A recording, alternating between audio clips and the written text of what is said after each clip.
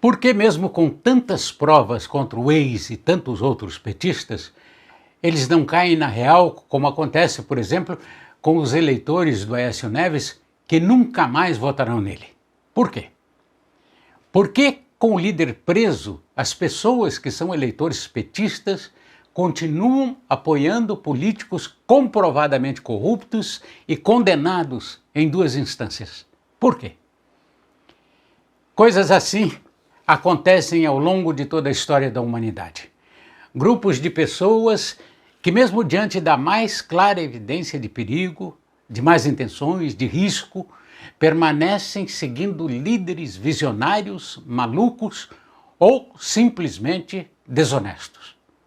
Como é possível que tanta gente se recuse a ver a verdade? Entenda cientificamente como a neurociência explica isso. Os estudiosos explicam isso com a imunização cognitiva. Cognitiva vem de cognição, que é o processo de aquisição do conhecimento, incluindo o pensar, a reflexão, a imaginação, a atenção, o raciocínio, memória, juízo, o discurso, percepção visual e auditiva, a aprendizagem, a consciência, as emoções. Envolve os processos mentais que influenciam o comportamento de cada indivíduo.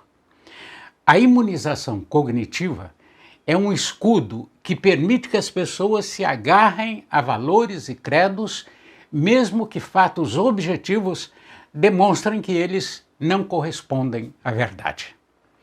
A pessoa cognitivamente imunizada está no terreno da fé, que dispensa o raciocínio lógico. Para ela, argumentos lógicos não têm a menor relevância.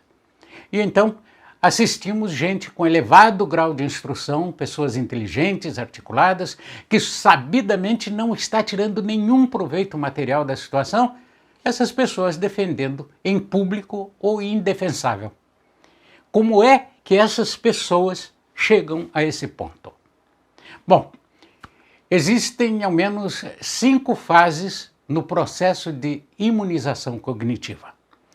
Primeira fase: isolamento de quem tem opiniões contrárias, protegendo suas ideias.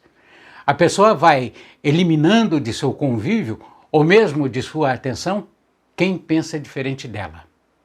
Segunda fase: redução da exposição às ideias contrárias.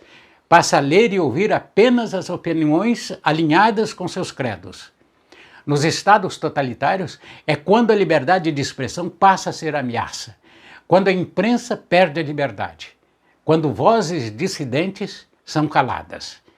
É quando os processos educacionais adotam opiniões selecionadas com autores e textos cuidadosamente escolhidos para seguir apenas uma visão de mundo.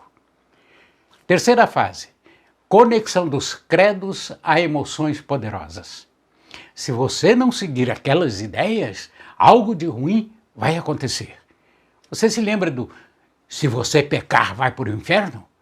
Então, se você não votar naquele candidato, a sua vida, suas economias, os seus benefícios estarão todos em perigo. Quarta fase: associação a grupos que trabalham para combater as ideias dos grupos contrários. Isso acontece não só em política, mas até mesmo na ciência, quando métodos de investigação científica focam nas fraquezas das teorias adversárias, ignorando os pontos fortes. Quinta fase: a repetição. A repetição, repetição, repetição, repetição. Cria-se um tema, um slogan que materializa um determinado credo ou visão, que passa a ser repetido como um mantra numa técnica de aprendizado. O grito "não vai ter golpe", por exemplo, não foi uma criação espontânea, obra do acaso. Não, foi pensado, foi calculado. A sua repetição imunizou cognitivamente as pessoas contra os argumentos a favor do impeachment. Os especialistas em psicologia das massas sabem que nossas mentes evoluíram muito mais para proteger nossos credos do que para avaliar o que é verdade e o que é mentira. E os especialistas em comunicação constroem retóricas fantásticas com a intenção de desviar o tema principal e, especialmente, imunizar cognitivamente os soldados da causa. E aí, não adianta mostrar o vídeo, o recibo, o cheque, o testemunho do caseiro, a ordem da transportadora, o grampo telefônico, não adianta nada, nada. O imunizado cognitivo está vacinado contra fatos objetivos. Naturalmente, esse torpor cognitivo não se restringe ao campo político, social, econômico ou religioso. Ele perpassa todas as áreas da vida humana e faz, por exemplo, que uma pessoa acredite, mesmo contra a razão, que o Brasil é o melhor lugar do mundo, que o PT acabou com a pobreza, que o capitalismo é o responsável por todos os males do mundo, que Cuba é um modelo de país e assim por diante. Se você conhece alguém que está entorpecido, incapaz de admitir o óbvio, provavelmente essa pessoa já foi contaminada por altas doses de imunizante cognitivo. E a descontaminação é muito lenta, muito demorada e muitas vezes o resultado não é nada satisfatório.